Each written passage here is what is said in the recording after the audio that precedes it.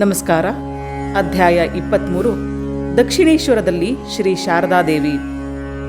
ಶ್ರೀ ಶಾರದಾದೇವಿಯವರಿಗೆ ಈ ವೇಳೆಗೆ 18 ವರ್ಷಗಳಾದವು. ಆಗ ಅವರು ಜಯರಾಮವಟಿಯಲ್ಲಿದ್ದರು. ಶ್ರೀರಾಮಕೃಷ್ಣರೇ ಬಂದು ತಮ್ಮನ್ನು ಕರೆದುಕೊಂಡು ಹೋಗುತ್ತಾರೆ ಎಂದು ಕಾದು ಕಾದು ಸಾಕಾಯಿತು. ಅವರಿಂದ ಯಾವ ಸುದ್ದಿ ಸಮಾಚಾರವೂ ಇಲ್ಲ. ಅದರ ಬದಲು ಅವರ ವಿಷಯವಾಗಿ ಜನರಿಂದ ಏನೇನೋ ಕೇಳತೊಡಗಿದರು. ಅವರು ಹುಚ್ಚರಾಗಿ ಹೋಗಿದ್ದಾರೆ, ಮುಸಲ್ಮಾನರಂತೆ ಅಲ್ಲ ಎಂದು ಕೂಗುತ್ತಾರೆ. ಕೆಲವು ವೇಳೆ ಭಾವಪರವಶರಾಗಿ ಏನೇನೋ ಮಾಡುತ್ತಾರೆ ಎಂದು ಮುಂತಾಗಿ ಜನರೆಲ್ಲ ಶ್ರೀ ಶಾರದಾದೇವಿಯನ್ನು ಶ್ರೀರಾಮಕೃಷ್ಣರಂತಹ ಹುಚ್ಚರಿಗೆ ಕೊಟ್ಟು ಅಂತಹ ಒಳ್ಳೆಯ ಹುಡುಗಿಯ ಭವಿಷ್ಯವನ್ನು ಹಾಳು ಮಾಡಿದರು ಎನ್ನುತ್ತಿದ್ದರು. ಆದರೆ ಶ್ರೀ ಶಾರದಾದೇವಿ 2 ವರ್ಷಗಳ ಹಿಂದೆ ಶ್ರೀರಾಮಕೃಷ್ಣರು ಕಾಮಾರಪುಕುರಕ್ಕೆ ಬಂದಿದ್ದಾಗ ಅವರನ್ನು ನೋಡುವುದಕ್ಕೆ ಹೋಗಿದ್ದರು. ಅಲ್ಲಿಯೇ ಕೆಲವು ದಿನಗಳು ಇದ್ದರು. ಶ್ರೀರಾಮಕೃಷ್ಣರು ಇವರಿಗೆ ಹಲವಾರು ಸಲಹೆಗಳನ್ನು ಕೊಟ್ಟಿದ್ದರು. ಇವರನ್ನು ಬಹಳ ಪ್ರೀತಿ ವಿಶ್ವಾಸದಿಂದ ಕಂಡಿದ್ದರು. ಅವರ ಹತ್ತಿರ ಇರುವವರಿಗೆ ಶಾರದಾದೇವಿ ಆನಂದ ಮತ್ತು ಶಾಂತಿಯನ್ನು ಅನುಭವಿಸುತ್ತಿದ್ದರು. ಆಗ ಅವರ ಹೃದಯ ಭಗವಂತನ ಭಕ್ತಿಯಿಂದ ತುಂಬಿ ತುಳುಕಾಡುತ್ತಿತ್ತು. ಈಗ ಅವರು ಹುಚ್ಚರಾಗಿ ಹೋಗಿದ್ದಾರೆ ಎಂಬುದನ್ನು ಕೇಳಿದಾಗ ತಲ್ಲಣಿಸಿ ಹೋದರು. ಅವರೇನಾದರೂ ಹಾಗೆಯೇ ಆಗಿದ್ದರೆ ಅವರ ಕೈಯನ್ನು ಹಿಡಿದ ತಾವು ಈಗ ಅವರ ಸಮೀಪದಲ್ಲಿದ್ದು ಸೇವೆ ಮಾಡಿ ಬುದ್ಧಿಯನ್ನು ಸ್ಥಿಮಿತಕ್ಕೆ ತರುವುದು ತಮ್ಮ ಕರ್ತವ್ಯ ಎಂದು ಭಾವಿಸಿದರು. ಆದರೆ ಒಬ್ಬರೇ ಹೇಗೆ ಹೋಗುವುದು? ಆಗಿನ ಕಾಲದಲ್ಲಿ ಜಯರಾಮವಟಿಯಿಂದ ಕಲ್ಕತ್ತೆಗೆ ನಡೆದುಕೊಂಡು ಬರಬೇಕಾಗಿತ್ತು. ಶ್ರೀಮಂತರಾದರೆ ಪಲ್ಲಕ್ಕಿಯನ್ನು ಮಾಡಿಕೊಂಡು ಹೋಗಬೇಕು. ಎರಡನೆಯದಂತೂ ಇವರ ಮನೆಯವರಿಗೆ ಸಾಧ್ಯವೇ ಇರಲಿಲ್ಲ. ಚೈತನ್ಯ ಪೂರ್ಣಿಮೆ ದಿನ ಜನರು ಬಹಳ ದೂರದಿಂದ ಬಂದು ಕಲ್ಕತ್ತೆಯ ಸಮೀಪದಲ್ಲಿ ಹರಿಯುವ ಗಂಗಾ ನದಿಯಲ್ಲಿ ಸ್ನಾನ ಮಾಡುತ್ತಾರೆ. ಅದಕ್ಕಾಗಿ ಹಲವು ಜನ ಜಯರಾಮವಟಿಯಿಂದ ಹೊರಟರು.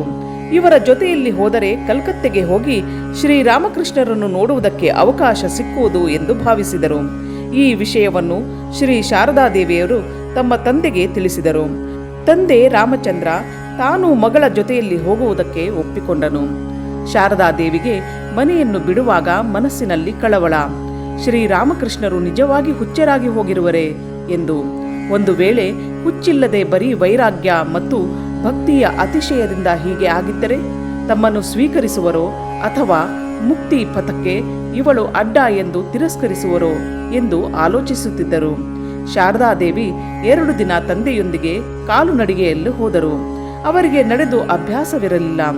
3ನೇ ದಿನ ಜ್ವರ ಬಂತು. ದಾರಿಯಲ್ಲಿ ಸಿಕ್ಕಿದ ಒಂದು ಹಳ್ಳಿಯಲ್ಲಿ ತಂಗಿದರು. ಅಂದಿನ ರಾತ್ರಿ ಮಲಗಿದ್ದಾಗ ಅವರಿಗೊಂದು ಕನಸಾಯಿತು. ಆ ಕನಸಲ್ಲಿ ಕಪ್ಪಾದ ಆದರೂ ಸುಂದರವಾದ ಒಬ್ಬ ದೇವತಾ ಸ್ತ್ರೀ ಮೂರ್ತಿಯೊಂದು ಇವರಿಗೆ ಗೋಚರಿಸಿತು. ಆ ವ್ಯಕ್ತಿ ಬಹಳ ವಿಶ್ವಾಸದಿಂದ ಇವರ ಬಳಿಗೆ ಬಂದು ತನ್ನ ಕೈಗಳಿಂದ ಶಾರದಾದೇವಿಯ ಹಣೆಯನ್ನು ಮುಟ್ಟಿದಳು. ಜ್ವರದಿಂದ ನರಳುತ್ತಿದ್ದ ಅವರಿಗೆ ಅವಳ ಶೀತಲ ಕರಸ್ಪರ್ಶ ತುಂಬಾ ಹಿತಕರವಾಗಿ ಕಂಡಿತು. ಅವರ ಜ್ವರವೆಲ್ಲ ಬಿಟ್ಟು ಹೋದಂತಾಯಿತು. ಶಾರದಾದೇವಿ ಕನಸಿನಲ್ಲಿಯೇ ಅವಳನ್ನು, ನೀನು ಯಾರಮ್ಮ, ನನ್ನನ್ನು ಇಷ್ಟು ಪ್ರೀತಿಯಿಂದ ನೋಡುತ್ತಿರುವಿ ಎಂದು ಕೇಳಿದಳು. ಆ ವ್ಯಕ್ತಿ, ನಾನು ನಿನ್ನ ಅಕ್ಕ, ದಕ್ಷಿಣೇಶ್ವರದಿಂದ ಬರುತ್ತಿರುವೆನು ಎಂದು ಹೇಳಿತು.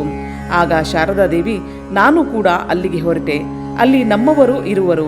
ಆದರೆ ಈ ಹಾಳು ಜ್ವರ ಬಂದು ನಾನು ಇಲ್ಲಿ ನಿಲ್ಲಬೇಕಾಯಿತು ಎಂದರು.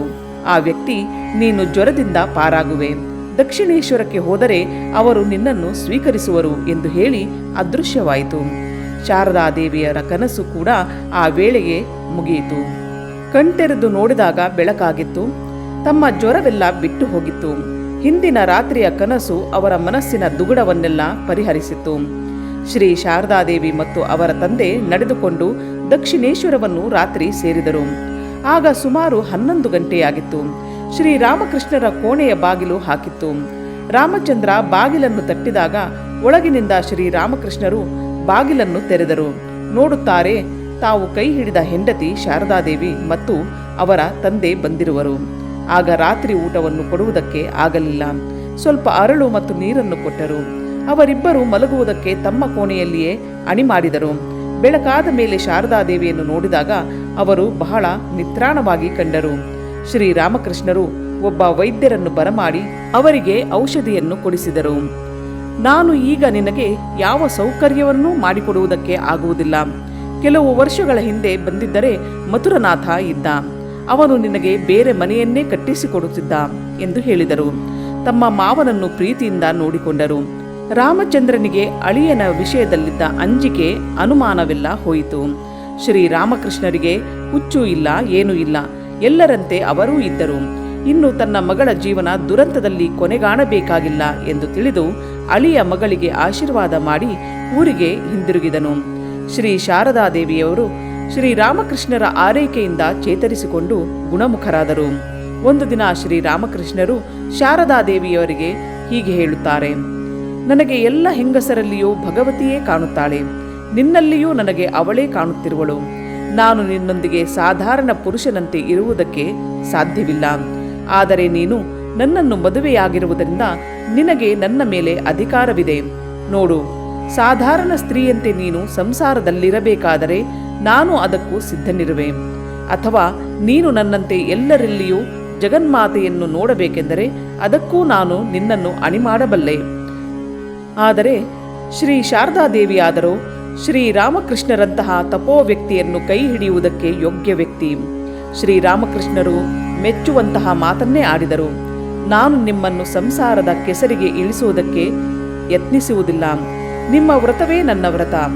ನನ್ನನ್ನು ನಿಮ್ಮಂತೆ ಎಲ್ಲದರಲ್ಲಿಯೂ ಜಗನ್ಮಾತೆಯನ್ನು ಕಾಣುವಂತೆ ಮಾಡಿ ಎಂದರು. ಇವರ ಮಾತನ್ನು ಕೇಳಿ ಶ್ರೀರಾಮಕೃಷ್ಣರು ಆನಂದ ಪರವಶರಾದರು. ಭಗವತಿ ನಿಜವಾಗಿ ನನ್ನ ಕೈ ಹಿಡಿದು ನಡೆಸುತ್ತಿರುವಳು ಎಂದು ಭಾವಿಸಿದರು. ಯಾವಾಗ ಶ್ರೀ ಶಾರದಾದೇವಿ ತಮ್ಮ ಜೀವನವನ್ನು ಶ್ರೀರಾಮಕೃಷ್ಣರ ಕೈಯಲ್ಲಿ ಕೊಟ್ಟರೋ ಅಂದಿನಿಂದ ಶ್ರೀ ಶಾರದಾದೇವಿಯರ ಜೀವನವನ್ನು ಭಗವತಿಯ ಪೂಜೆಗೆ ಯೋಗ್ಯವಾದ ಪುಷ್ಪವನ್ನಾಗಿ ಮಾಡತೊಡಗಿದರು. ಶ್ರೀರಾಮಕೃಷ್ಣರು ಹಲವು ಕುಸುಮಗಳನ್ನು ಭಗವತಿಯ ಪಾದಾರವಿಂದಗಳಲ್ಲಿ ಇಟ್ಟರು. ಅದರಲ್ಲೆಲ್ಲ ಶ್ರೇಷ್ಠವಾಗಿರುವುದು ಶ್ರೀ ಶಾರದಾದೇವಿ ಎಂಬ ಚೈತನ್ಯ ಕುಸುಮ.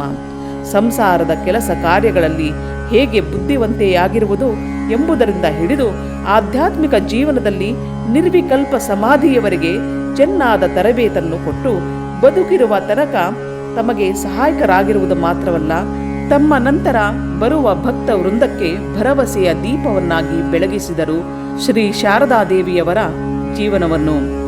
1872 ಮೇ ತಿಂಗಳಲ್ಲಿ ಒಂದು ಅಮಾವಾಸ್ಯೆಯ ದಿನ ಶ್ರೀರಾಮಕೃಷ್ಣರು ದೇವಿಯ ಪೀಠದ ಮೇಲೆ ಶಾರದಾದೇವಿಯನ್ನೇ ಕುಳ್ಳಿರಿಸಿ ಷೋಡಶಿ ಪೂಜೆ ಮಾಡಿದರು.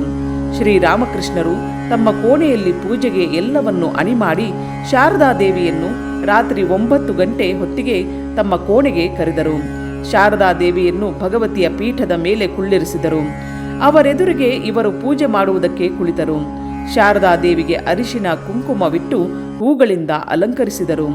ದೇವಿಗೆ ಹೇಳುವ ಪೂಜಾ ಮಂತ್ರಗಳಿಂದಲೇ ಶಾರದಾದೇವಿಯನ್ನು ಪೂಜೆ ಮಾಡಿದರು.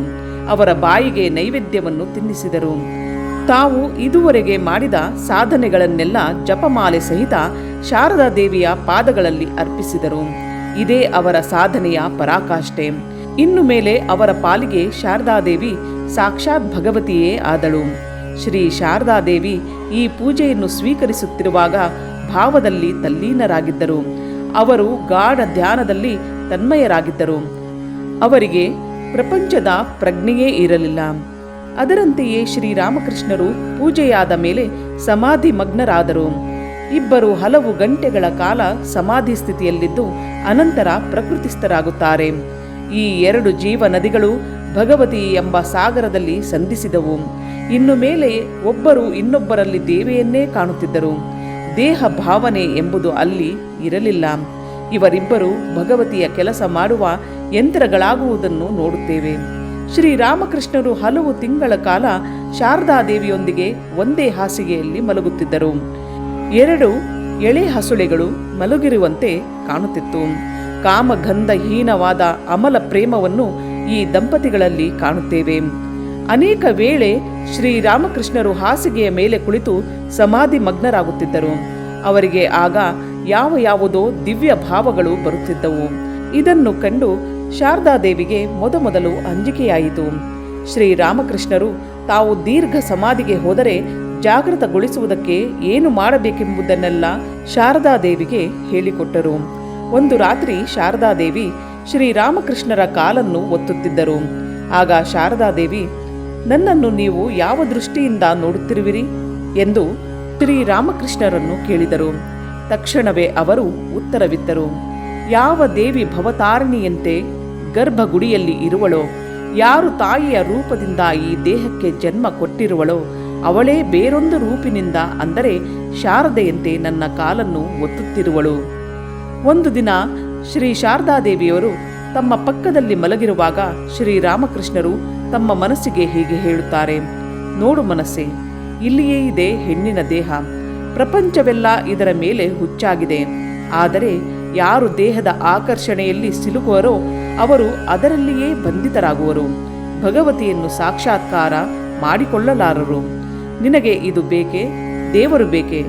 ಆಗ ಅವರ ಪರಿಶುದ್ಧವಾದ ಮನಸ್ಸು ಸಮಾಧಿಯಲ್ಲಿ ಮಗ್ನವಾಯಿತು. ರಾತ್ರಿಯೆಲ್ಲ ಸಮಾಧಿಯಲ್ಲಿ ಕಳೆದರು. ಶಾರದಾದೇವಿ ಬೆಳಿಗ್ಗೆ ದೇವರ ಹೆಸರನ್ನು ಹೇಳಿ ಅವರು ಮನಸ್ಸನ್ನು ಕೆಳಗೆ ಇಳಿಸಬೇಕಾಯಿತು. ಶಾರದಾದೇವಿ ತಮ್ಮ ಪಕ್ಕದಲ್ಲಿದ್ದರೆ ತಮ್ಮ ಸಮಾಧಿ, ದರ್ಶನ, ಭಾವ ಮೊದಲಾದವುಗಳಿಂದ ಅವರ ನಿದ್ರೆಗೂ ಭಂಗವಾಗುವುದೆಂದು ಅವರನ್ನು ತಮ್ಮ ತಾಯಿ ಇದ್ದ ವಾದ್ಯದ ಕೋಣೆಗೆ ಕಳುಹಿಸುತ್ತಾರೆ. ಅಲ್ಲಿ 2 ಕೋಣೆಗಳಿದ್ದುದು, ಕೆಳಗೆ ಒಂದು, ಮೇಲೊಂದು.